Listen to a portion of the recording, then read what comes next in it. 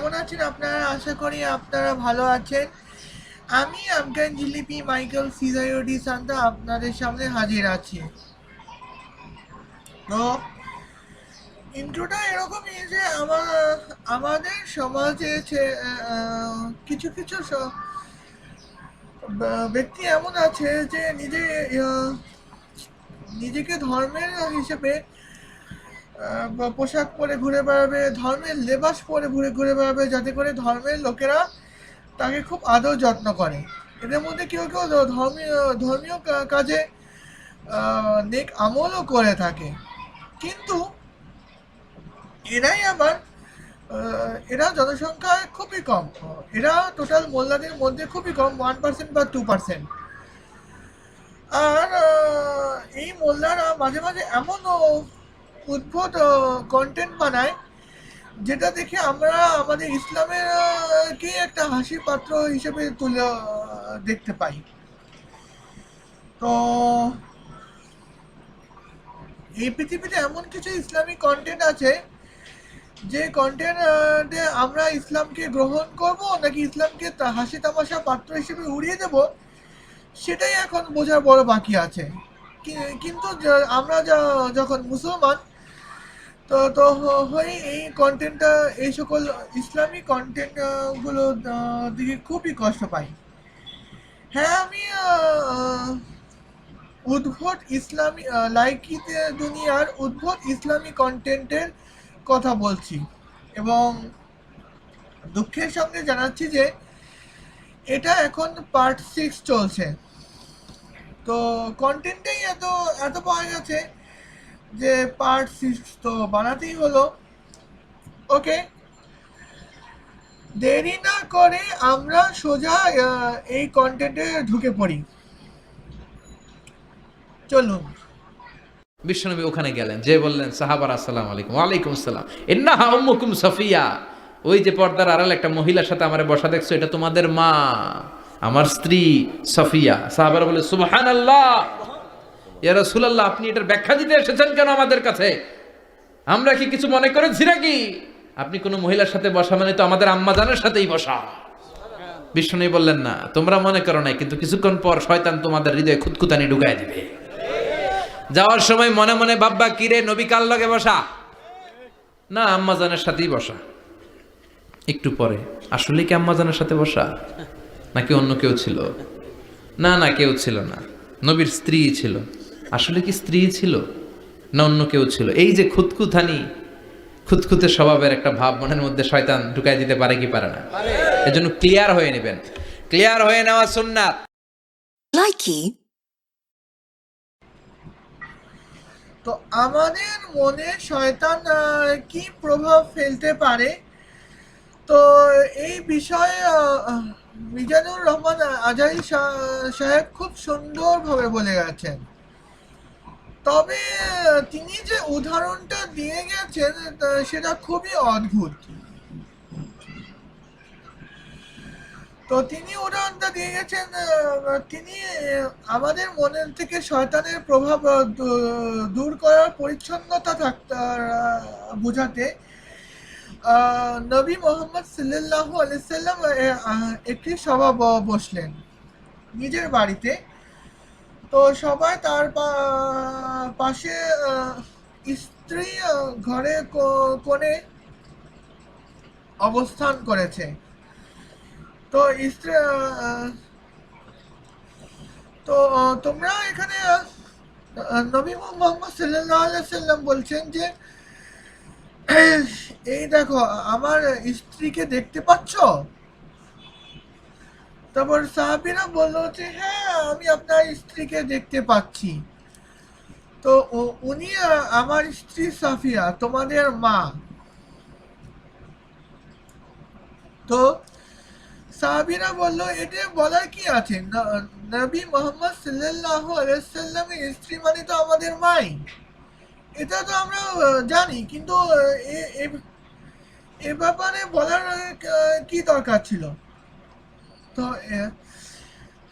এবার এটা দ্বিতীয়বার তো ক্লিয়ার করার তো কোনো দরকার ছিল না।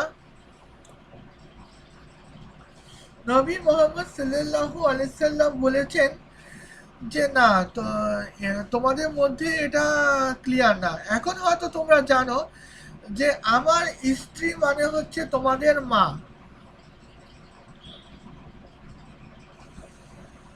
তো কিন্তু তো 10 মিনিট পর যখন তোমরা যখন এখান থেকে বের হবে, তার ঠিক 10 মিনিট পর তোমাদের মনে শয়তান প্রলোভনা দেখিয়ে দেবে যে নবী মোহাম্মদ সাল্লাল্লাহু আলাইহি ইসলামের পাশে যিনি বসিয়েছিলেন তিনি কি আমাদের মা ছিলেন? হ্যাঁ, নবী মোহাম্মদ সাল্লাল্লাহু আলাইহি সাল্লামের স্ত্রী, নবী মোহাম্মদ সাল্লাল্লাহু আলাইহি সাল্লামের যখন বলছেন তিনি আমাদের মা, তো তিনি আমাদের মা। 20 মিনিট পর বললে মনে আসবে যে নবী মোহাম্মদ সাল্লাল্লাহু আলাইহি সাল্লামের পাশে যিনি বসে আছেন তিনি কি আমাদের মা ছিলেন? হ্যাঁ, নবী মোহাম্মদ সাল্লাল্লাহু আলাইহি সাল্লাম যখন বলেছেন যে তিনি নবী মোহাম্মদ সাল্লাল্লাহু আলাইহি সাল্লামের স্ত্রী, তখন তিনি আমাদের মাই হবেন।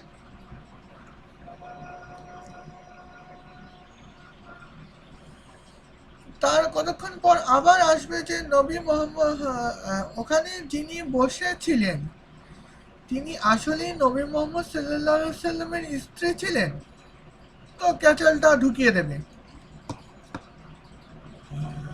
তো তো এবার দেখতে কত সুন্দর, কত সুন্দরী মেয়ে। তো নবী মোহাম্মদ সাল্লাল্লাহু বলছেন যে তোমরা সব তোমাদের মনে শয়তান এই কনফিউশন ঢুকিয়ে দেবে, তাই এটা ক্লিয়ারেন্স দেওয়ার, বারবার তোমাদেরকে ক্লিয়ারেন্স করে দিচ্ছি। তো এ বিষয়ে 2 থেকে 3 পয়েন্ট হতে পারে। প্রথম পয়েন্ট, নবী মোহাম্মদ সাল্লাল্লাহু আলাইহি সাল্লামের পাশে যদি কোনো স্ত্রী বসে থাকে, তো তিনিও নবী মোহাম্মদ তিনি যখন বলেছেন যে নবী মোহাম্মদ সাল্লাল্লাহু উনি আমাদের মা, নবী মোহাম্মদ সাল্লাল্লাহু আলাইহি ওয়াসাল্লামের স্ত্রী আমাদের মা, তাহলে আমরা এটা তা কেন মেনে নেব রে ভাই? নবী মোহাম্মদ সাল্লাল্লাহু আলাইহি সাল্লামের স্ত্রী যদি আমাদের মা হয়, তাহলে সেই হিসেবে নবী মোহাম্মদ সাল্লাল্লাহু আলাইহি সাল্লামের মেয়েও কিন্তু আমাদের মা হবে। তো নবী মোহাম্মদ সেই হিসেবে নবী মোহাম্মদ সাল্লামের মেয়ে তো আমাদের বোন হওয়ার কথা। কিন্তু আমরা মা ফাতেমা রাদিয়াল্লাহু তাআলা আনহা, যিনি নবী মোহাম্মদ সাল্লাল্লাহু আলাইহি সাল্লামের প্রথম কন্যা সন্তান, তাকে আমরা মুসলমানরা কি মনে করি? মা ফাতেমা রাদিয়াল্লাহু তাআলা আনহা। তো নবী মোহাম্মদ সাল্লাল্লাহু আলাইহি সাল্লামের স্ত্রীও আমাদের মা, নবী মোহাম্মদ সাল্লাল্লাহু আলাইহি সাল্লামের মেয়েও আমাদের মা। এটা আবার কেমন জানি হয়ে গেল না, যে দেওয়ানবাগির মতো, যে নবী মোহাম্মদ সাল্লাল্লাহু আলাইহি সাল্লামের যে যার সারসংক্ষেপ এরকমই, যে দেওয়ানবাগির সারসংক্ষেপ এরকমই যে আমার ছেলে, আচ্ছা আমার সৃষ্টি, আমার মেয়ে, আমার বউ। সরি, দেওয়ানবাগির কথা বলে বডি শেমিং করছি, খুবই মাফ করবেন। এই জন্য রিসলেক্ট করতে চাইলে রিসলেক্ট করতে পারবেন, তবে পুরো ভিডিওটা একটু দেখলে ভালো হতো। এখানে দ্বিতীয়ত হচ্ছে নবী মোহাম্মদ সাল্লাল্লাহু আলাইহি সাল্লামের স্ত্রী, আর একে হলো সাহাবাদের মা কি করে হবে ভাই? তো নবী মোহাম্মদ সাল্লাল্লাহু আলাইহি সাল্লামের জীবিত সময়ে যতজন সাহাবা ছিলেন, তাদের মধ্যে প্রধান 4 সাহাবা ছিলেন হযরত আবু বকর সিদ্দিক রাদিয়াল্লাহু তাআলা আনহু, হযরত উমর ফারুক রাদিয়াল্লাহু তাআলা আনহু, হযরত উসমান রাদিয়াল্লাহু তাআলা আনহু আর হযরত আলী রাদিয়াল্লাহু তাআলা আনহু। তো আরে হাদিস সিরা আমিও কিছু পড়েছি।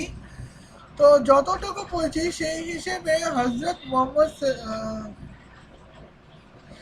কিছু হাদিস এটাও আছে যে হযরত মুহাম্মদ সাল্লাল্লাহু আলাইহি সাল্লাম ওসমান গনি রাদিয়াল্লাহু তাআলা আনহুর দুই মেয়ে উম্মে কুলসুম ও উম্মে হাবিবা আর ওমর হযরত আবু বকর রাদিয়াল্লাহু তাআলা আনহুর কন্যা সন্তান মা আয়েশাকে বিয়ে করেছিলেন। এটার এক হাদিস আছে। তো আহ, অন্য হাদিসে আবার হযরত আলী রাদিয়াল্লাহু তাআলা আনহুর সাথে হযরত মুহাম্মদ সাল্লাল্লাহু আলাইহি সাল্লামের কন্যা সন্তান মা ফাতেমা রাদিয়াল্লাহু তাআলা আনহু বিবাহ করেছিলেন।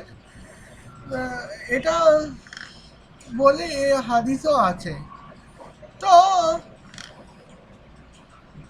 যখন সহি হোক জহি হোক একটা হাদিস আছে যে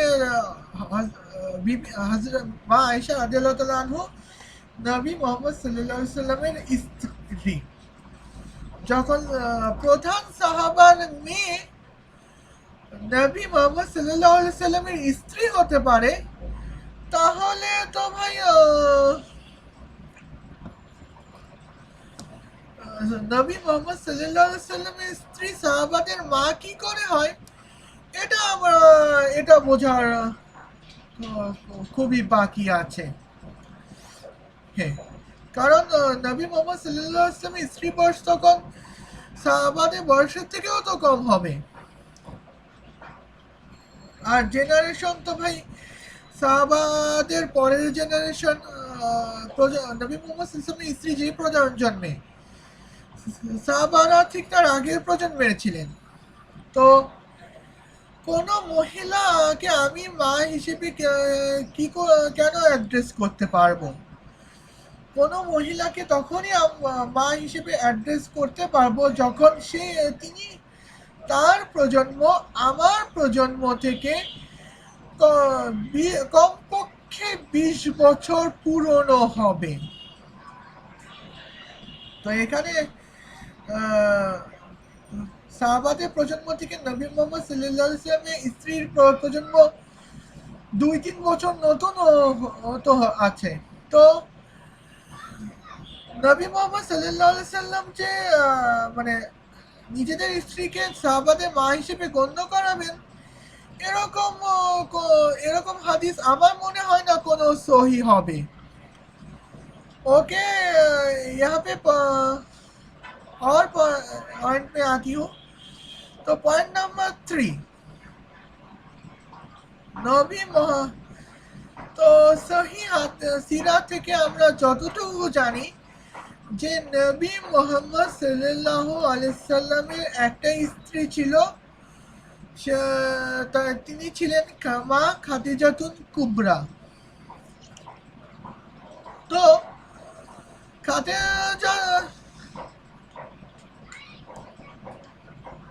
তো কিছু কিছু হাদিস এমন আছে যে নবী মুহাম্মদ সাল্লাল্লাহু আলাইহি সাল্লাম 9টা বিয়ে করেছেন, বা নবী মুহাম্মদ সাল্লাল্লাহু আলাইহি সাল্লাম 11টা বিয়ে করেছেন।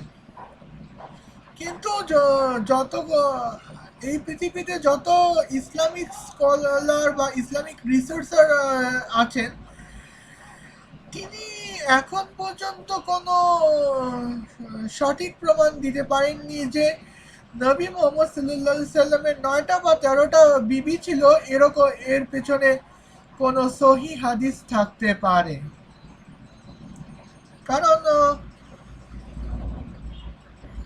কারণ ভাই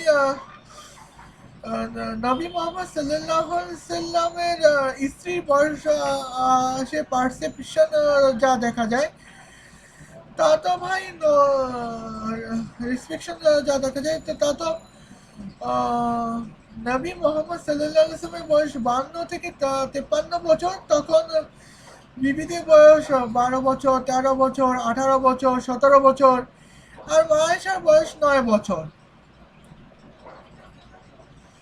তো বাচ্চা মেয়ে মা আয়েশার সাথে নবী মোহাম্মদ সাল্লাল্লাহু আলাইহি ওয়াসাল্লাম বিয়ে পিড়িতে বসতে পারে, এটা এরকম হাদিস পাই কোন হিসাবে? সহি হাদিস আমার কাছে তো মনে হয় না।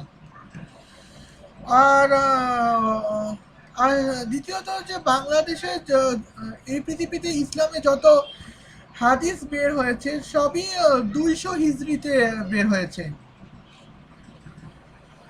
আর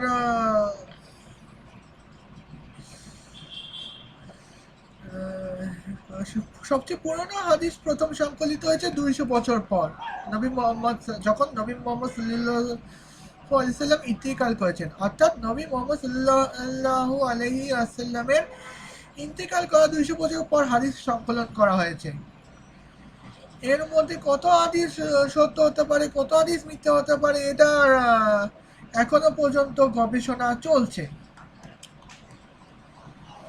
তো এই কন্টেন্টে আমি এটুকুই এনার্জি রাখতে পারবো। এখন আসি নেক্সট কন্টেন্ট। এই মোবাইলের ভেতরে কোরআনের অ্যাপস ঢুকাবো আজকে আমরা, আজকেই, কালকে না। কালকে ভালো হয়ে যাব, কালকে ভালো হয়ে যাব, কালকে থেকে নামাজ শুরু করব, এরকম অনেক কথা বলতো। এরা আজকে কবরে শুয়ে আছে, এদের জীবনে কালকে আসে নাই। আমরাও তাদের মতো এই লসের খাতায় নাম তুলতে চাই না। আমরা ভালো হব কবে? এই মুহূর্তে, ঠিক কিনা? আমরা আজকে থেকেই যেন মোবাইলে কোরআন, বাংলা আল কোরআন ডাউনলোড করে নেই এবং প্রতিদিন একটু একটু করে কোরআন পড়ব। Likey. তো এখানে তো ভাইজান কি বলেছে এটা আমি একটু আপনাকে বোঝাচ্ছি। ও সরি, মিজানুর রহমান আজারি স্যার, হুজুর মিজানুর রহমান আজারি বলেছেন যে আমরা এই মোবাইলে আজকে কোরআনের অ্যাপ্লিকেশন ইনস্টল করব। তো আমরা কালকে ইনস্টল করব না, আজ এই মুহূর্তে আজকেই ইনস্টল করব। তো অনেকে বলেছেন যে কালকে ভালো হয়ে অনেকে আছে যারা বলে যে আমরা কালকে ভালো হয়ে যাব, কালকে নামাজ পড়া শুরু করব, কালকে রোজা রাখা শুরু করব। কালকে কালকে বলতে বলতে তারা এখন কবরে শুয়ে আছে, তো কালকে আসেনি। তো আমরা আমরা ভালো হব কখন? এই মুহূর্তে। তো আমরা কোরআনে অ্যাপ্লিকেশন ঢুকে ইনস্টল করব বাংলা ভাষায়। কোরআনের অ্যাপ্লিকেশন আমরা ইনস্টল করব। তো এই ব্যাপারে আমি কি আর বলবো রে ভাই। তো এখানে এ বিষয়ে আমার দুটি পয়েন্ট আছে। পয়েন্ট নাম্বার 1, তো আমাদের যারা বলতো যে কালকে ভালো হয়ে যাব, কালকে নামাজ পড়বো, ওর কালকে রোজা রাখা শুরু করব, এদের মধ্যে অনেকে আছে যে যেদিন ভালো হয়ে যাব বলতো সেই দিনই ভালো হয়ে যেত। তো পৃথিবীতে এখন অনেক খারাপ মানুষ আছে যারা বলতো যে ভাই, যারা গর্ববোধ করে যে যে আমরা খারাপ আছি, আমরা ভালো হয়ে যাইনি, এরকম। তো যারা ভালো হয়ে যেত তো তা তো যেতই। তো এরা এখন অনেক সময় দেখা আছে যে তাদের অনেক খারাপ মানুষ আছে, তাদের খারাপ হওয়ার পেছনে একটা মোটিভ এই পাওয়া যাচ্ছে, একটা লজিক খুঁজে পাওয়া যায় যে ভাই খারাপ মানুষ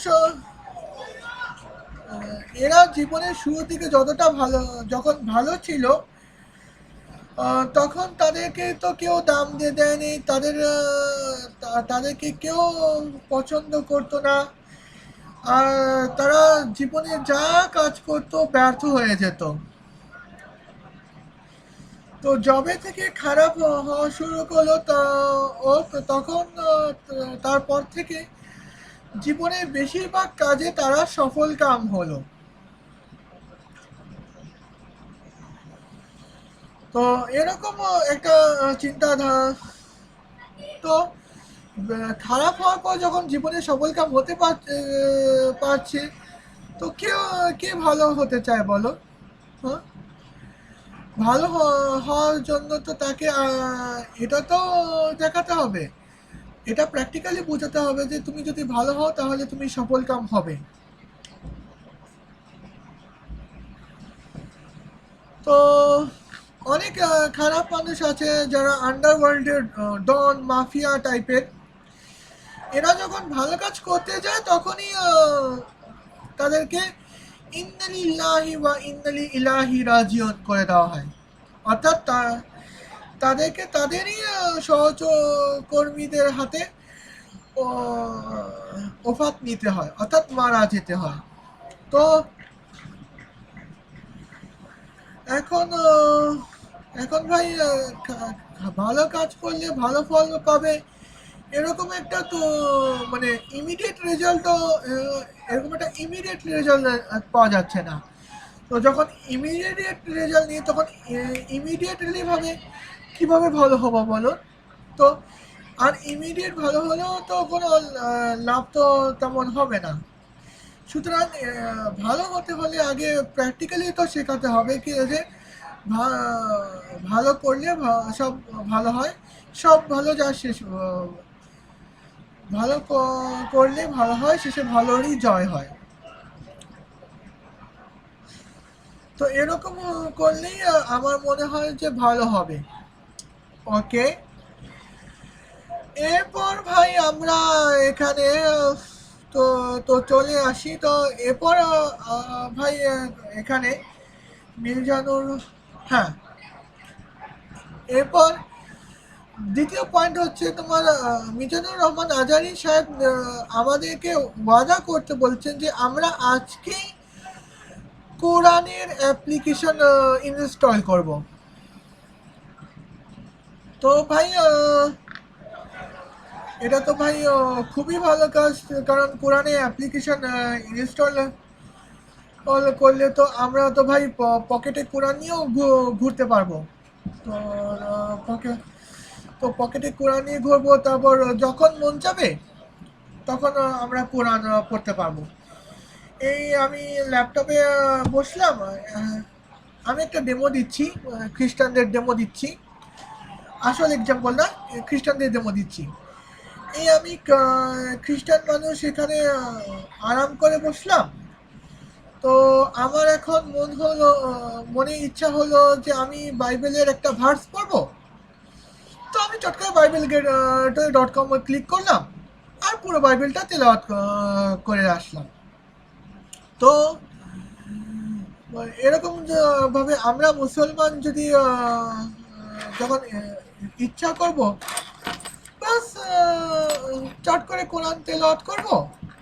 তো কোরআন তেলাওয়াত করে আমরা যখন মন চাবে এই দুইটার সময় ইচ্ছা হলো যে কোরআন তেলাওয়াত করো, দুইটার সময় অ্যাপে ওপেন করলাম, কোরআন তেলাওয়াত যতটুকু কোরআন তেলাওয়াত করতে পারবো ততটুকু কোরআন তেলাওয়াত করতে পারলাম, বাস হয়ে গেল।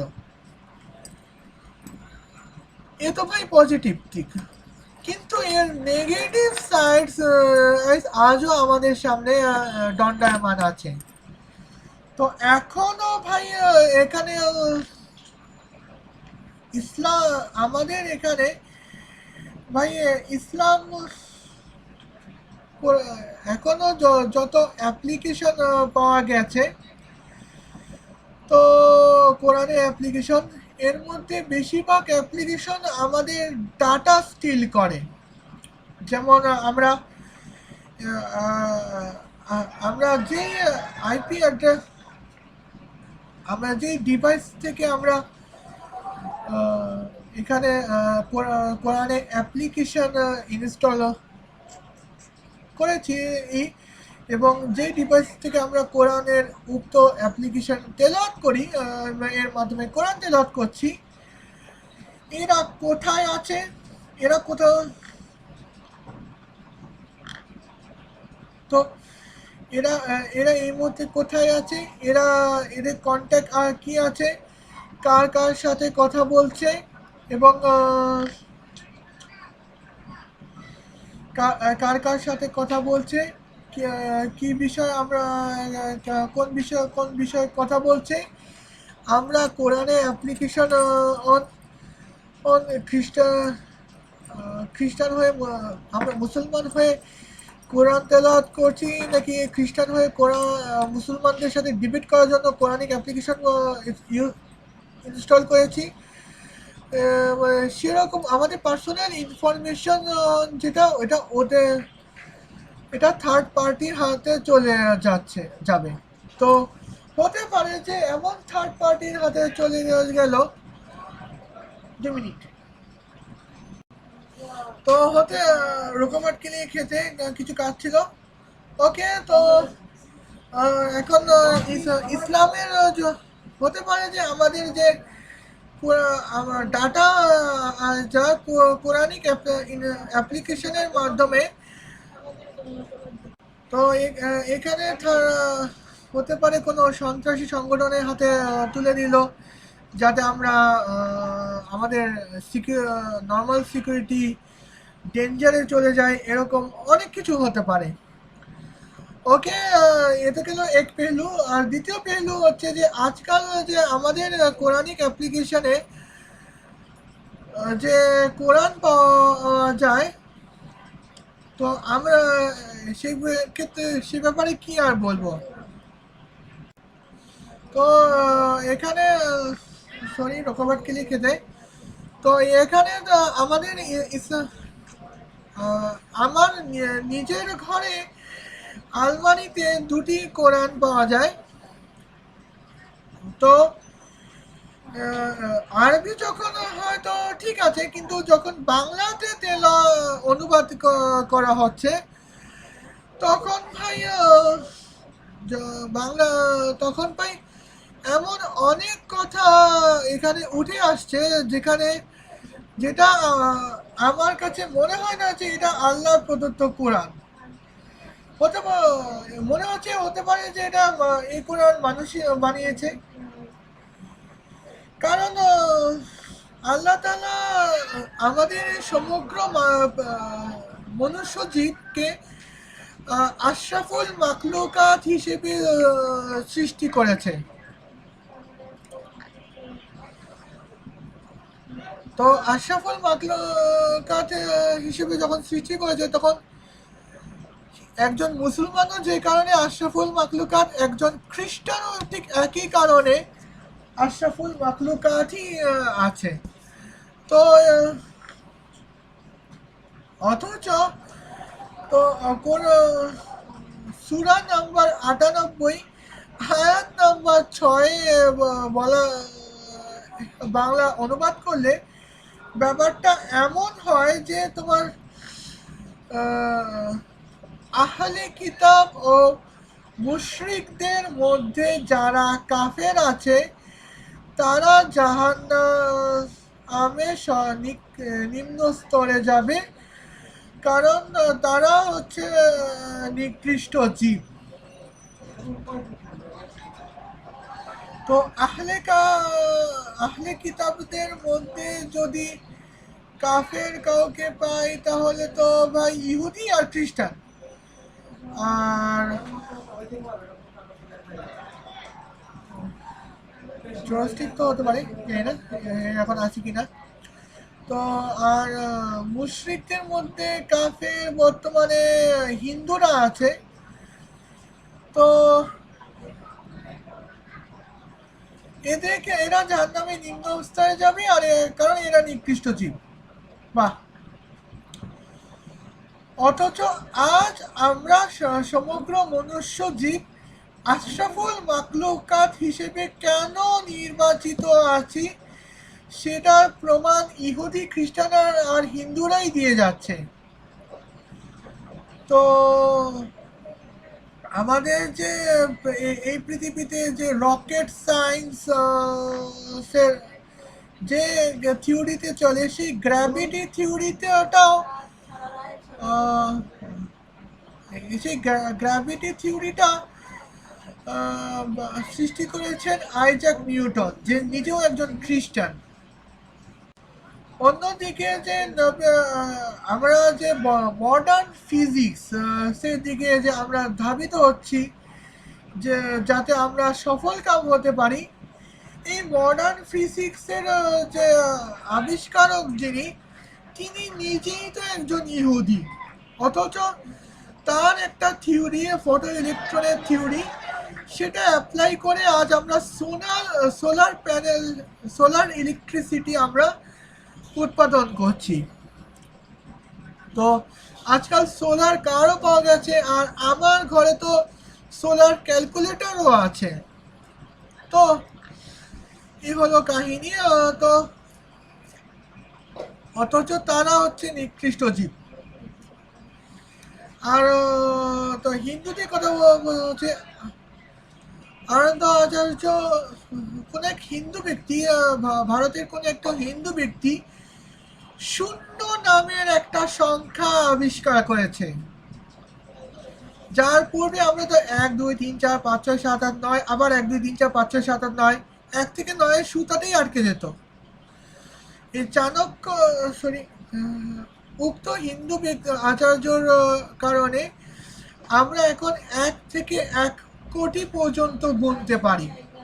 আবার যখন ক্যালকুলেটর করতে চাই, তখন আমরা ঋণাত্মক সংখ্যার দিকেও, অসীম ঋণাত্মক সংখ্যার দিকেও আমরা ধাবিত হতে পারি।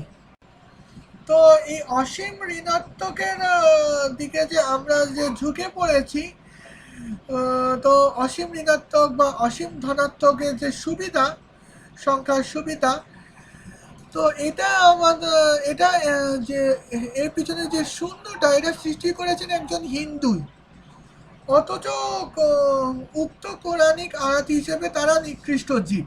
বাহ! এই আয়াত শুনে আমার সন্দেহ হয় যে এই আয়াত আসলেই কোরআনের কিনা। কারণ আমাদের, কারণ এটাদের কারণ এটাদের কারণ আমাদের আল্লাহ রাব্বুল আলামিন যিনি আছেন, তিনি আমাদের সৃষ্টি সারা মানুষ জাতিকেই তো সৃষ্টি করেছেন। তিনি তো আর এটা তো বলেননি আমি মুসলমানদের সৃষ্টি করছি, আমি ইহুদি খ্রিস্টানদের সৃষ্টি করিনি। আল্লাহ যেমন আমাদের মুসলমানদেরও খালিক, তেমনি ইহুদি খ্রিস্টানদেরও খালিক। তারপর অন্য আয়াতে গেলে সূরা নাম্বার 5 আয়াত নাম্বার 51-তে বলা হলে, তো এখানে লেখা আছে, তোমরা ইহুদি খ্রিস্টানদের সাথে বন্ধুত্ব স্থাপন করো না। কারণ তোমরা যদি ইহুদি খ্রিস্টানদের সাথে বন্ধুত্ব স্থাপন করবে, তো ওদের সাথে হাসরের মাঠে যাবে, আল্লাহ তাআলা এসব পছন্দ করবে না। তো তো ইহুদি খ্রিস্টান আমাদের বিশ্বস্ত বন্ধু হওয়ার দাবি রাখে, তো আমরা কেন ইহুদি খ্রিস্টানদের বিশ্বস্ত বন্ধু হতে পারবো না? তো মাইকেল, আইজাক আর মোসাম্মদ, আশরাফের বন্ধু।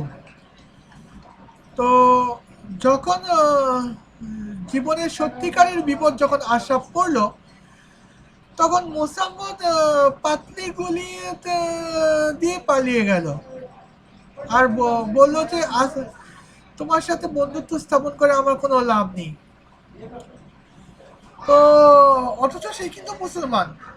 অন্যদিকে 40% বিপদ থেকে 40% উদ্ধার আইজাক করেছে, যে একজন খ্রিস্টান।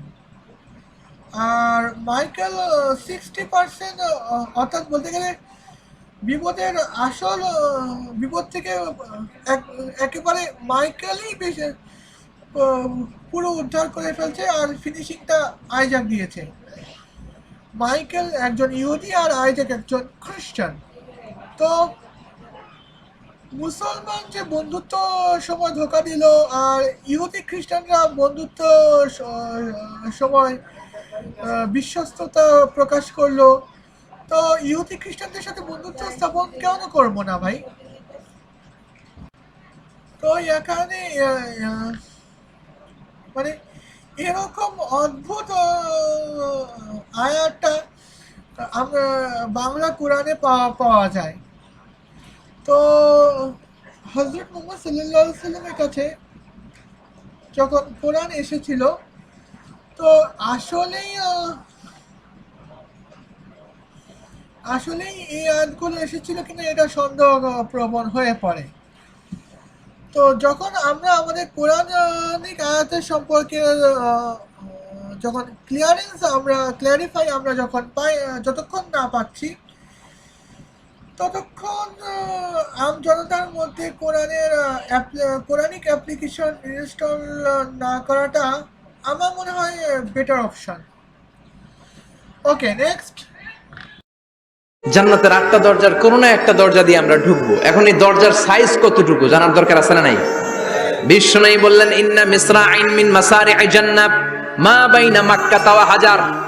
সৌদি আরবের মক্কা শহর থেকে বাহরাইন শহর যত দূর, জান্নাতের দরজাটা হবে তত দূর। আমাদের দরজা কয় ফিট বাই কয় ফিট হয় বাসার দরজাগুলো? হ্যাঁ, আল্লাহু আকবার। জান্নাতের এক একটা দরজা সৌদির মক্কা শহর থেকে হাজার হচ্ছে বাহরাইনের একটা শহর। এই দুই শহরের মাঝখানে যত দূর জায়গা, এত বড় জায়গা, সেই হিসেবে কয়েক কোটি লোক এক ধাক্কায় ঢুকবে। Likey.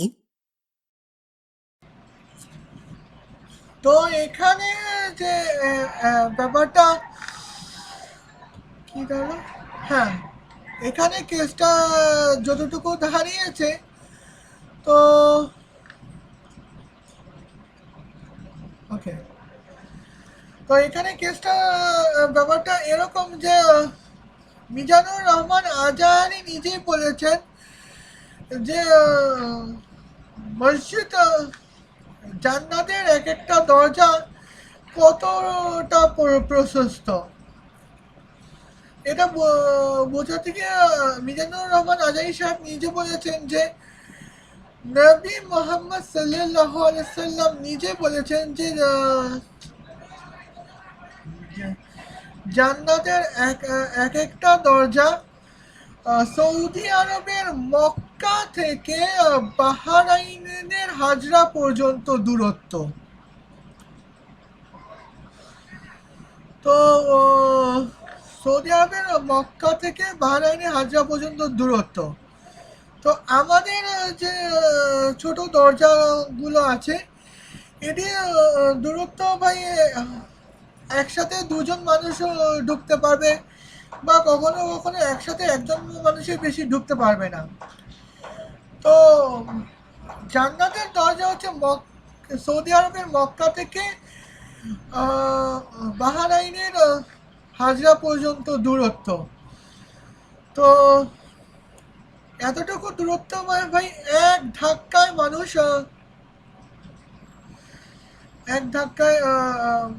কোটি কোটি মানুষ আসতে পারবে। তো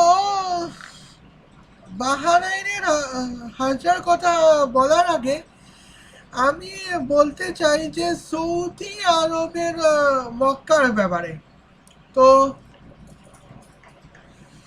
কোরআন, তো দেখো ভাই, কোরআনে তো কোথাও বলা নেই যে সৌদি আরবের মক্কা সম্পর্কে। আর যতটুকু অথেন্টিক হাদিস পাওয়া যায়, তো সেই হিসেবে তো ভাই সৌদি আরবের মক্কার কথাও উল্লেখ করা যায় না।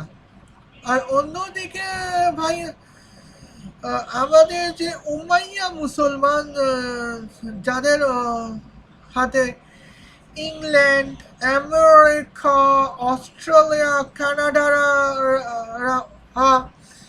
মেক্সিকো, কলম্বিয়া, ব্রাজিল, আর্জেন্টিনার মানুষ মুসলমান হয়ে থাকে। তো তারা তাদের আবার আলাদা ধরনের বক্তব্য। তাদের সাথে যখন কথা বলা হয়, সেই উমাইয়াদের মতে যে নবী মোহাম্মদ সাল্লাল্লাহু আলাইহি সাল্লাম মক্কায় জন্ম বলেছেন যে মক্কা থেকে কোনো একটা জায়গা পর্যন্ত দূরত্ব সমান জান্নাত প্রশস্তের দরজা, এক একটা দরজা প্রশস্ত হয়ে আছে। তো এখানে তো আহ, এক এক কোটি কোটি মানুষ এক ধাক্কায় জান্নাতে ঢুকে যাবে। তো এখানে জান্নাতে ঢুকানো, তো এখানে তারা কখনো মক্কার কথা বলেনি। তো মক্কার ব্যাপারে সবচেয়ে পুরনো যে রিসোর্সের কথা বলা হয়, সেটা নবী মোহাম্মদ সাল্লাল্লাহু আলাইহি সাল্লাম থেকে 200 বছর পর এর হাদিসগুলো। তো নবী মোহাম্মদ সাল্লাল্লাহু আলাইহি সাল্লামের আগে যে মক্কা ছিল কি না সে বিষয়ে যথেষ্ট রিসার্চ হওয়া প্রয়োজন। তো আপনারা যদি মনে করেন যে নবী মোহাম্মদ সাল্লাল্লাহু আলাইহি সাল্লামের আগেও মক্কা ছিল, এটা আপনাদের ব্যাপার। বরঞ্চ এটা যদি সত্যি হয়ে থাকে, আমি অ্যাপ্রিসিয়েট করব যে আপনারা সঠিক পথে আছেন। কিন্তু রিসার্চ করেও যদি মক্কার কোনো সন্ধান না পাওয়া যায়, তখন আমরা কি করব? এ তো গেল এক পয়েন্ট। এখন আসি হাজরার কথা। তো আমি এখানে বেশ কিছু হাদিস আমি পড়েছি, নেটে পড়েছি। এখানে জান্নাতের গেটের ব্যাপারে বর্ণনা দিয়ে থাকবে। তো এরকম কোনো হাদিস আমি পাইনি যে হাদিসে স্পষ্ট বলা আছে যে জান্নাত থেকে জাহান্নামে প্রশস্ততা এতটুকু হবে। আর বাহরাইনের কথা যদি বলেই থাকি, তো 1763 সালেই ব্রিটিশরা এখানে কলোনি বানিয়ে ফেলেছে, ভারতীয়দের কলোনি হিসেবে। তো এখানে তখন থেকেই বাহরাইনের হিস্টোরি পাওয়া যায়। এর আগে যতটুকু আমি পেয়েছি, বাহরাইনে এর আগে কোনো হিস্টোরি আমি পাইনি। সো এটা 1763 সালে ব্রিটিশদের হাতে 1763 খ্রিস্টাব্দে ব্রিটিশরা এখানে কলোনি স্থাপন করেছে। আর এখানে আর আর আর তো ভাই, ব্রিটিশদের কলোনি স্থাপনের ঠিক 1153 বছর আগে ইসলাম প্রতিষ্ঠিত হয়েছে। তো বাহরাইনের হাজরা আর মক্কার ব্যাপারে কোনো স্পেসিফিক রিসার্চ এখন পর্যন্ত পাওয়া যায়নি। সো মিজানুর রহমান আজাহারি যে হাদিস বর্ণনা করেছেন, তো সেই হাদিস আমার কাছে এখন পর্যন্ত কোনো সত্যতা পায়নি। হতে পারে আমি কোনো অসম্পূর্ণ রিসার্চ করতে পারি। তো আপনারাই আমাকে একটু এই বিষয়ে রিসার্চ করতে আমাদের সাহায্য করবেন। ওকে, নেক্সট। নারীদের হৃদয় কিন্তু খুব কোমল। নারীদেরকে আপনি সহজে খুশি করতে পারবেন, খুব সহজে। বিশ্বনবী তাদেরকে বলেছেন, রিফকাম বিল কাওয়ারিদ, নারীদের সাথে কোমল আচরণ করো। নারীদের সাথে কঠিন হলে ওনারা রেগে যাবে, আর নরম হলে গলে যাবে। সুবহানাল্লাহ পড়ে। এজন্য কোমল আচরণ করবেন নারীদের সাথে। ভালো আচরণ করবেন। বিশ্বনবী বলতেন, আমি নারীদের পিতা, আমার কোনো ছেলেকে আল্লাহ দুনিয়াতে বাঁচিয়ে রাখে নাই, এজন্য খবরদার নারীদের সাথে খারাপ আচরণ করো না। ওই ব্যক্তি আল্লাহর কাছে সেরা যে তার বউয়ের কাছে সেরা। Likey. তো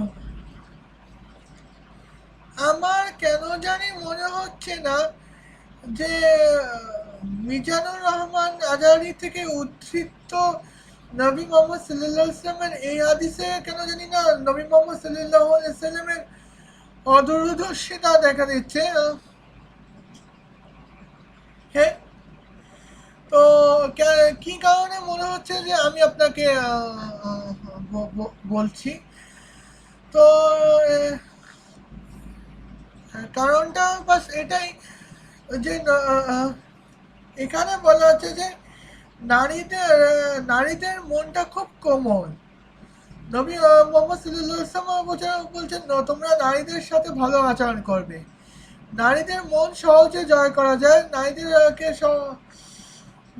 মন সহজে জয় করা যায়। নারীদের সাথে বেশি কঠিন আচরণ করলে নারীরা রেগে যাবে, কোমল ভাবে আচরণ করলে গলে যাবে। এই পয়েন্টে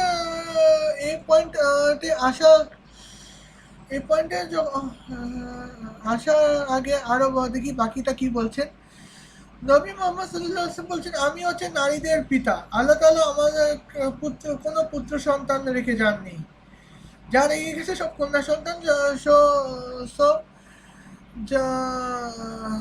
যে নারীদেরকে সাথে ভালো আচরণ করলো সে আমার নবীর উম্মত। ওকে, এ পর্যন্ত ভাই সব ঠিকই ছিল, কিন্তু প্রবলেম এতে কোথায় আসছে। তো নারীদের সাথে আমরা যদি ভালো আচরণ করতে নবী মোহাম্মদ সাল্লাল্লাহু আলাইহি ওয়াসাল্লাম বলে গেছেন নারীদের মন বলে কোমল হয়। আচ্ছা, তো আমি কোন একটা হাদিস পড়েছি বা কোন ইসলামী দেখি, হ্যাঁ ওকে, আমি কোন একটা ইসলামী রিসোর্স পড়েছি যে একদা নবী মোহাম্মদ সাল্লাল্লাহু আলাইহি সাল্লামের কাছে একজন নারী চুরির কেসে ধরা পড়ল। তো ওই উক্ত নারী চুরির কেসে দোষী হিসেবে প্রমাণিত হলো। তো নবী মোহাম্মদ সাল্লাল্লাহু আলাইহি সাল্লাম বলেছেন, মানে ইমিডিয়েটলি বলেছেন যে ওই মহিলার হাত কেটে ফেলো। তো অনেকে সেটা রায় দিতে ইস্তস্ত বোধ করছিল, কারণ মহিলাটি কুরাইশ বংশের ছিল।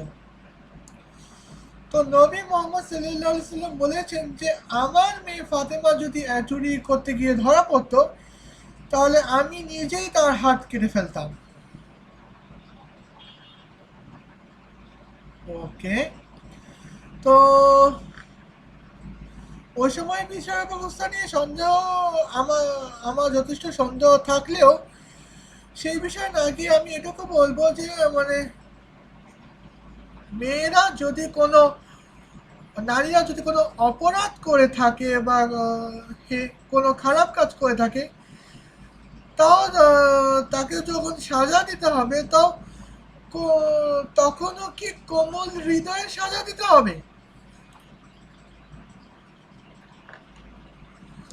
তো তাহলে তো ভাই দ্বিতীয় বিশ্বযুদ্ধের ফিমেল নাজি সোলজারদেরও মাফ করে দেওয়া উচিত, কারণ তারা যেহেতু নারী। কিন্তু বাস্তবে সেটা হয়নি, বরঞ্চ ফিমেল নাজি সোলজারদের ফাঁসির কাস্টে দাঁড় করানো হয়েছে। এর কারণ কি? কারণ উক্ত ফিমেল সোলজাররা গ্যাস চেম্বারে যে 60 লাখ ইহুদিদের হত্যা করা হতো, সেই 60 লাখ ইহুদি হত্যা করার ক্ষেত্রে তারা সম্মুখ দায়িত্ব পালন করত। ওকে, আজান আসছে। একটু পরে করবো। সরি, আজানটা চলে আসছে, আর এখন হয়তো আমার নামাজ মিস হয়ে যাবে। কোনো সমস্যা নেই, কাজা করে নেব। তো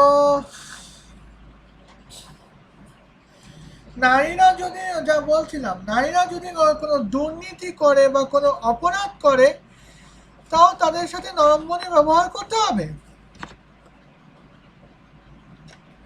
আমার তো এটা মনে হয় না। আহ, তো কারণ সব ফিমেল নাজি সোলজাররাই যখন, তো এখানে নারী নাজি সৈনিকরা যখন 60 লক্ষ সাধারণ নিরীহ ইহুদিদের হত্যা করার কাছে সম্মুখ দায়িত্ব পালন করেছে, তখন তখন তো তাদের তো ঠিকই বিচার দেওয়া করা হচ্ছে। আর এ তো গেল একটা ফ্যাক্ট। আরেক ফ্যাক্টের কথা যদি আমি বলতে চাই, তাহলে আমি এটাও বলতে পারি যে সরি, এটাও বলতে পারি যে বাংলাদেশে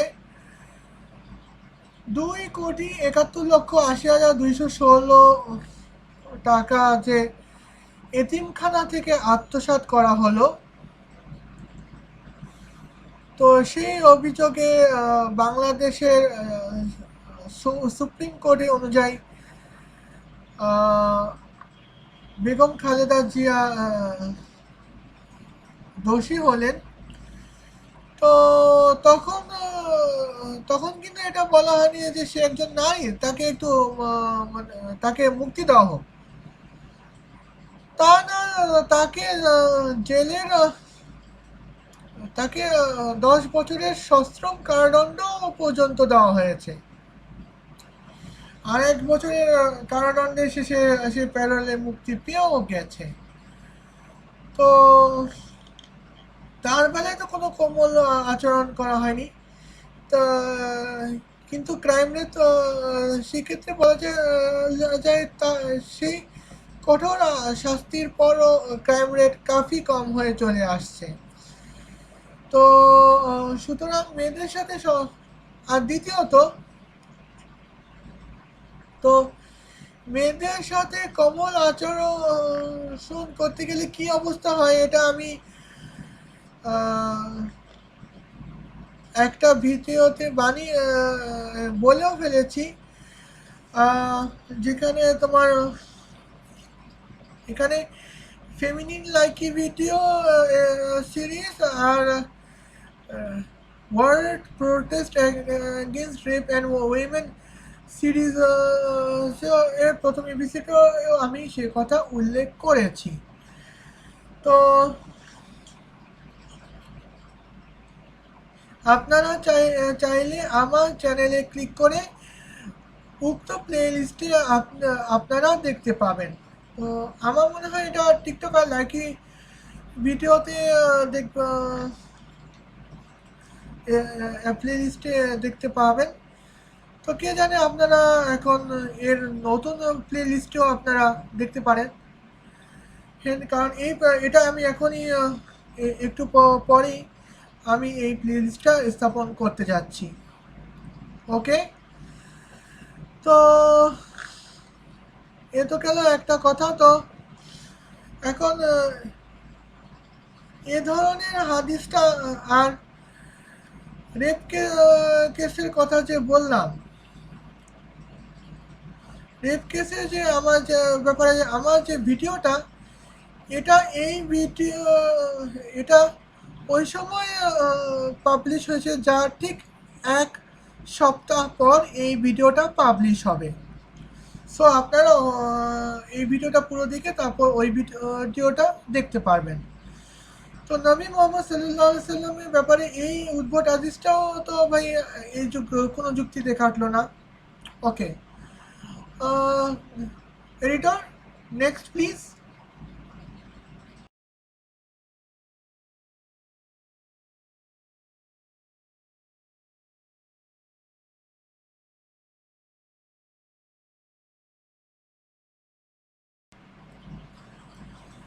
তো এখানে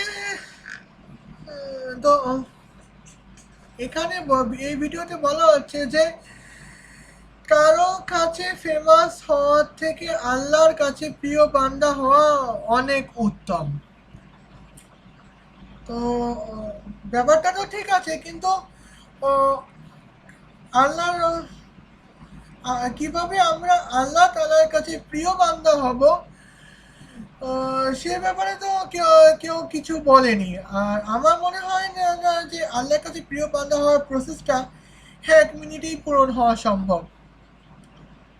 তো এই তো এই দুনিয়ায় যে বিভিন্ন মানুষ বিভিন্ন রকমের ফেমাস হয়ে থাকে। তো কেউ কেউ ভালো কাজের জন্য ফেমাস হয়, আবার কেউ কেউ খারাপ কাজের জন্যও ফেমাস হয়। তো এখন মানুষ খারাপ কাজের জন্য যদি নটোরিয়াস হওয়ার রেকর্ডটা তো আমরা জানি, ওমর আল বাগদাদি, মোল্লা ওমর, ওসামা বিন লাদেনের কথা। তো খারাপ কাজ করে ফেমাস কি করে হওয়া যায়? তো খারাপ কাজ করে অনেকে ফেমাসও হয়ে থাকে। আপনারা যদি আমার চ্যানেলের সাথে 1 বছর আগে থেকেই আমরা যদি আমার চ্যানেলের সাথে 2019 সালের আগস্ট মাসের 12 তারিখ থেকে যুক্ত থাকেন, তাহলে আপনারা দেখে থাকবেন যে আমার ভিডিওতে আলমাস জেকবের অনেক খারাপ কাজের কে এক্সপোজ করা হয়েছে। তো আলমাস জেকবকে অনেক খারাপ কাজের জন্য এক্সপোজ করা হয়েছে। আপনারা আলমাস জেকবের যদি ফ্যাক্ট আলমাস জেকব লাইভে যদি আপনি নিজেও চেক করেন, তাহলে দেখবেন যে 10,000 20,000 লোক তাকে লাইক করছে, তার ভিডিওতে লাইক করছে, যেখানে তার ভিডিওটা এতটাই খারাপ যে রিপোর্ট মেরে চ্যানেল টার্মিনেট করার মতো অবস্থা। মানে আপনাকে বারবার মিস ইনফরমেশনের দিকে ঢেলে দিচ্ছে। তো তাও তার ভিডিও সহি সালামত আছে, আর 1.5 লাখ সাবস্ক্রাইবারও তার আছে। তো যা আর অন্যদিকে গেট সেট ফ্লাই সায়েন্সের গৌরব স্যার, গেট সেট ফ্লাই সায়েন্সের গৌরব স্যার আর ফেমাস হয়েছেন ভালো কাজ করে, আমাদের সায়েন্টিফিক ভিডিও বানিয়ে ফেমাস হয়েছে। আর ভালো কাজ করে ফেমাস হওয়ার তো এক্সাম্পল তো আছেই, ভারতের ক্যারিমিনাটি আর বাংলাদেশের তাসিনেশন। তো ওকে, এ তো গেল ঠিক, কিন্তু আল্লাহ তাআলার কাছে প্রিয় বান্দা কি করে হওয়া যায়? তো অনেকে আছে যে আল্লাহ তাআলার কাছে প্রিয় বান্দা হতে চায়, কিন্তু কিন্তু দেখা অনেক কিন্তু তাদের বেশিরভাগকেই দেখবেন যে পৃথিবী আল্লাহ তাআলার কাছে প্রিয় বান্দা হতে গেলে এমন অনেক কাজ করতে হয় যেটা আমরা একদমই পছন্দ করি না। যেমন তো আল্লাহ তাআলার কাছে প্রিয় বান্দা হতে গেলে অনেক সময় হোমোসেক্সুয়ালদের ব্যাপারে খারাপ আচরণ মনোভাব থাকতে হবে, মানে আপনাকে হোমোফোবিয়া থাকতে হবে। তারপর হচ্ছে আপনি ইহুদি খ্রিস্টানদের সাথে বন্ধুত্ব করতে পারবেন না, এসব। আচ্ছা, আল্লাহর প্রিয় বান্দা হতে গেলে আমি যদি ইহুদি খ্রিস্টানদের সাথে বন্ধুত্ব স্থাপন না করতে পারি, আল্লাহর প্রিয় বান্দা হতে গেলে যদি আমি ইহুদি খ্রিস্টানদের সাথে যদি আমার বিনা কারণে শত্রুতা আচরণ করতে হয়, তাহলে আল্লাহ তাআলার প্রিয় বান্দা হয়ে আমার তো কোনো লাভ দেখছি না। তো এক্ষেত্রে আমার এটাই মন্তব্য। ওকে, নেক্সট।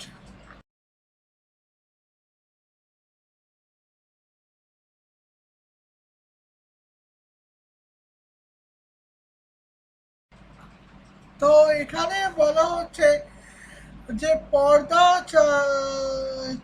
ছাড়া মেয়েরা হট, পর্দা করা মেয়েরা বিউটিফুল,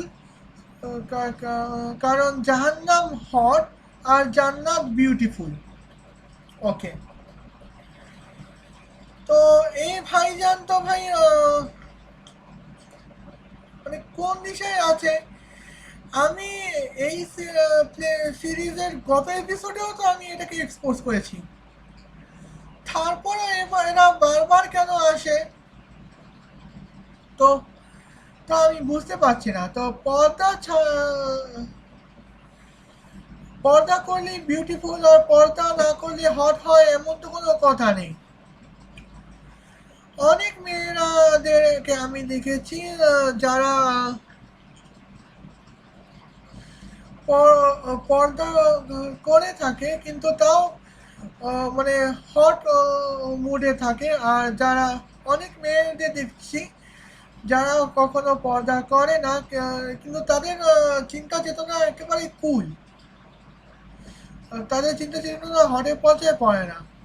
আর এই ভাইজান আমার মনে হয় যে পর্দা আহ, ছাড়া হট, আমার মনে হয় যে এসব কথা বলে মেয়েদের এক ধরনের ইমপ্রিজিংই করেছে। কারণ পর্দা ছাড়া হট আর পর্দা করা মেয়েরা যদি বিউটিফুল হয়ে থাকে তাহলে আমরা তো ছেলেরা তো হট মেয়েদের প্রতি আকৃষ্ট হয়ে থাকি। তো হট মেয়েদের দেখলে আমাদের মনে একটু সেক্স করার চিন্তা চেতনা জেগে ওঠে। আমরা মাস্টারবেশনও করে থাকি। তো ভাই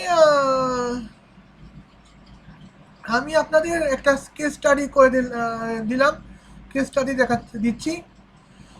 মিতু, তনু, নুসরাত জাহান রাফি, এরা তো ভাই পর্দা ছাড়া থাকেনি, এরা হিজাবও করেছে। আর তো আর যে নুসরাত জাহান রাফি হিজাব হিজাবও করেছে, নিকাবও করেছে আর বোরখাও পরেছে। তাকে এই তিনজনকেই বা কেন রেপ কেসের শিকার হতে হয়? তো এই ব্যাপারে যদি আপনার কাছে কোনো কেস স্টাডি থাকে তাহলে সেটা আমাকে একটু জানাবেন, আমি খুশি হব। তো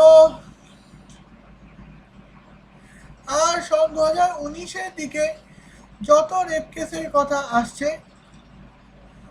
তো এরকম কোনো কেস স্টাডি পাওয়া যায়নি যে একটা মেয়ে রেপ কেসের শিকার হয়েছে অথচ মেয়েটা কোনো দিন পর্দা করেনি। যত রেপ কেসের শিকার পাওয়া যায় তারা প্রত্যেকেই পর্দা করেছে। সব 2019-এর দিকে তো ভাই তিনজন হিজাবি মেয়েদের রেপ কেসের শিকার হওয়ারও কথা আসছে। আমি হাইকোর্টের রায় হিসেবে বলছি, কি অন্য কিছু মনে করবেন না। তো এখানে তো দ্বিতীয়ত মানে অনেক পর্দা করা মেয়েদেরকে আমি দেখেছি যে জাহান্নামে আগুনে জ্বলে পুড়ে মরছে। কারণ তারা পর্দা করে অনেক চুরি ডাকাতিও তো করে যাচ্ছে। আর অনেক মেয়েদের দেখেছি পর্দা করেনি কিন্তু তারা ভালো কাজ করে যাচ্ছে। তো পর্দা করা নিয়ে জান্নাত জাহান্নামে ডিভাইন করা, এটা আমার মনে হয় না এটা কোনো সঠিক পন্থা। ওকে, নেক্সট।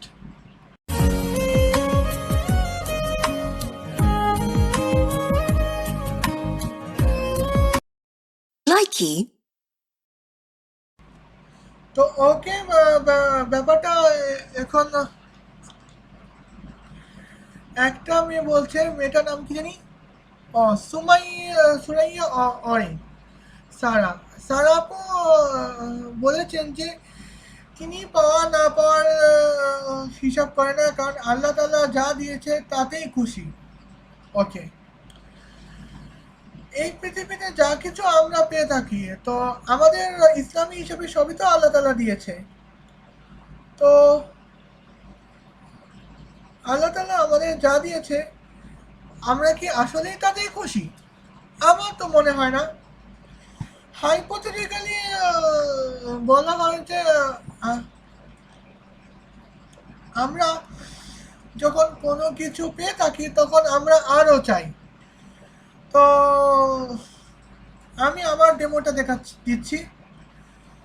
তো কোনো একটা টেস্ট ম্যাচে ইংল্যান্ড ইন্ডিয়ার আর ম্যাচে ইংল্যান্ড ইন্ডিয়াকে ২২৭ রানের ব্যবধানে পরাজিত করলো। তো আমি আল্লাহর কাছে এই দোয়া করছিলাম যে আল্লাহ, তো ইংল্যান্ড ইন্ডিয়াকে পরের ম্যাচেও পরাজিত করে। তো এরকম আমরা হাইপোথেটিক্যাল হয়ে থাকি। আর কোনো একটা ইসলামিক গ্রন্থে আমি এটাও পেয়েছি যে আল্লাহ দুনিয়ার অনেক মানুষ আছে যাদের কাছে একবার চাইলে কিছু বলে না, চাইলে সাহায্য করে, দুইবার সাহায্য চাইলে সাহায্য করে, তিনবার সাহায্য চাইলে বলে যে তো তোমাকে আমি সাহায্য করব না। কিন্তু আল্লাহ তাআলা নিজেই বলেছেন যে কারণ আল্লাহ তাআলা যে নিজেই বলেছেন যে আমি তার প্রতি সবচেয়ে বেশি খুশি হই যে আমার কাছে বারবার সাহায্য চায়।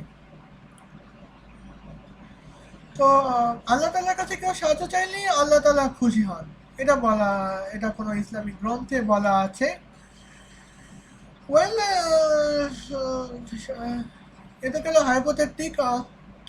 এখন প্র্যাকটিক বলা যায় যে আল্লাহ তাআলা আমাদেরকে যা কিছু দেয়, অনেক সময় দেখা যায় আল্লাহ তাআলা এমন অনেক কিছু জিনিস দিয়ে থাকেন আমাদের পরীক্ষা করার জন্য, যাতে আমরা খুশি না।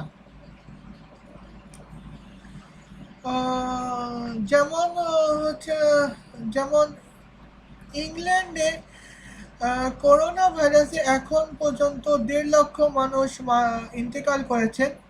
আমি যখন ভিডিও বানাচ্ছি সেই মুহূর্তে ১.৫ লক্ষ মানুষ ইন্তেকাল করেছে, অথচ সৌদি আরবে ৮,০০০ মানুষও কোভিড-১৯-এ ইন্তেকাল করেনি। তো কিন্তু আল্লাহ আল্লাহ তাআলার বিধিবিধান হিসাবে তো ইংল্যান্ড কোনোদিন আল্লাহ তাআলার বিধিবিধান উল্লঙ্ঘন করেনি, বরঞ্চ সৌদি আরব ঘন্টায় ঘন্টায় আল্লাহ তাআলার বিধিবিধান উল্লঙ্ঘন করে থাকে। অথচ সৌদি আরবকে কোনো সাজা দেওয়া হচ্ছে না, ইংল্যান্ডকে সাজা দেওয়া হচ্ছে কেন? এই বিষয়ে এটা তো কোনো খুশির কথা নয়। অথচ আপু বলছেন যে এই দুনিয়াতে যা পাওয়ার হিসাব করে আল্লাহ তাআলা যা দিয়েছেন তাতেই খুশি। আচ্ছা,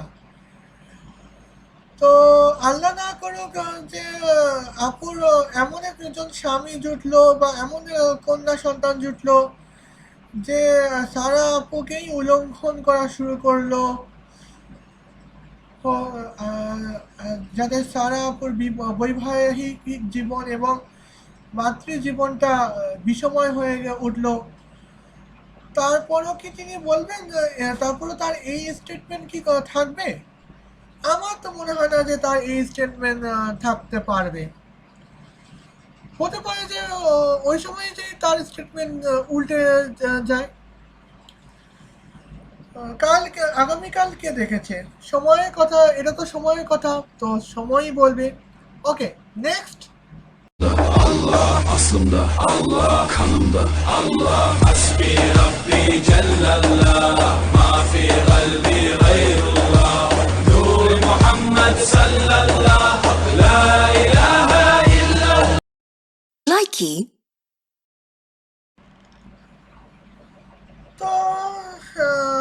এই বিষয়টা হিন্দিতেও আছে, তো আমি এটা হিন্দিতে বলবো। तो यहाँ पे साफ साफ दिखाई दे रहा है कि यहाँ पे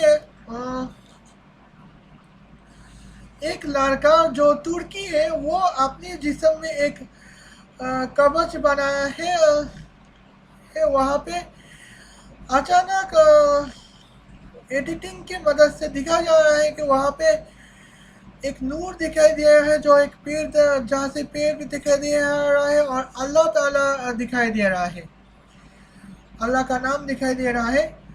और फॉरग्राउंड ऑप्शन में कैप्शन में लिखा है कि दिन के राह पे को चलने वालों को अल्लाह ताला ने नबी ने राह दिखाता है।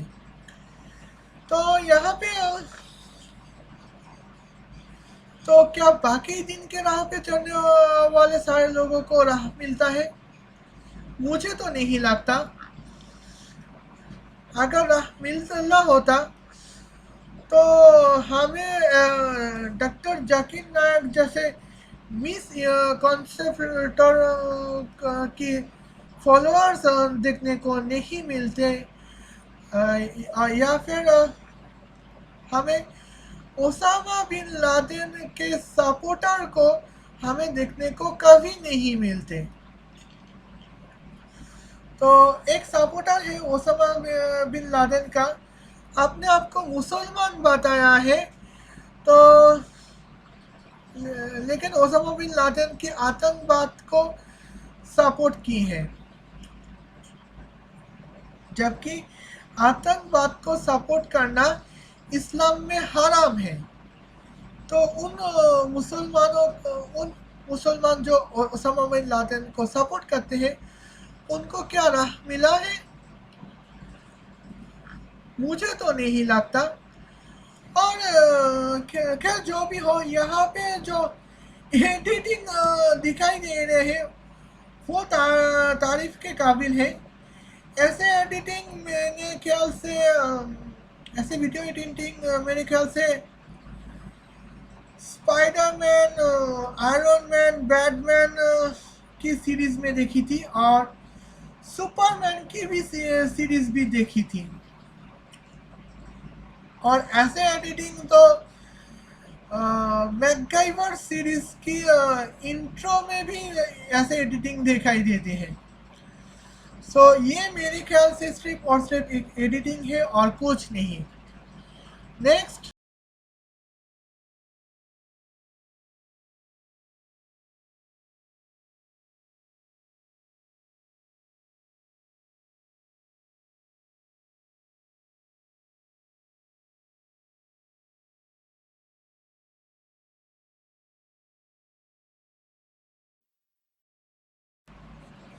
তো ব্যাক টু বাংলায় চলে আসছি। তো এখানে স্ত্রী স্বামী এর মাথা থেকে এখানে একটা কথা ইসলামী এখানে দেওয়া হচ্ছে যে নবী মুহাম্মদ সাল্লাল্লাহু আলাইহি ওয়াসাল্লাম বা ইসলামে বলা আছে যে স্ত্রীকে স্বামী মাথা থেকে সৃষ্টি করা হয়নি যে মাথার উপরে বসবে, পা থেকে সৃষ্টি করা হয়নি তাকে অবহেলা করা হবে, বরঞ্চ বুকের পাঁজরে সৃষ্টি করা হয়েছে যাতে দুই বাহুর নিচে হৃদয়ের মধ্যে তাকে জড়িয়ে ধরা হবে। ওকে, তো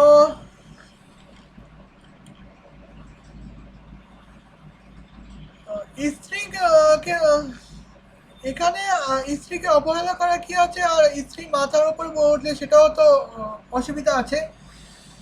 তবে এখন একটা এখন আমার ভিডিও যারা দেখেছে এদের অনেকে এমন আছে যে যদি বিবাহিত থাকে বা এদের কোনো কাজিন যদি বিবাহিত থাকে তাহলে বা কাজিনের ছেলে বিবাহিত থাকে তাহলে দেখবেন যে স্ত্রী লম্বা স্বামী খাটো। স্ত্রী হচ্ছে 6 ফুট 2 ইঞ্চি আর স্বামী হচ্ছে 4 ফুট 11 ইঞ্চি। তো তাদের মধ্যে তো বিয়ে হয়েছে, তো স্ত্রী স্বামীকে যখন স্বামী স্ত্রী যখন একে অপরকে জড়িয়ে ধরবে, তো স্ত্রীর স্ত্রীর মাথা স্বামীর কাছে, স্বামীর বুকের হৃদয় কাছে তো আসতে পারবে না, কারণ স্ত্রী তো এমনিতেই স্বামী থেকে লম্বা, তো স্ত্রীর মাথা স্বামীর মাথার উপরেই তো থাকবে। তো আপনার এই কোটেশন যে কোন ক্ষেত্রে কাজে আসলো সেটা আমি বুঝতে পারছি না।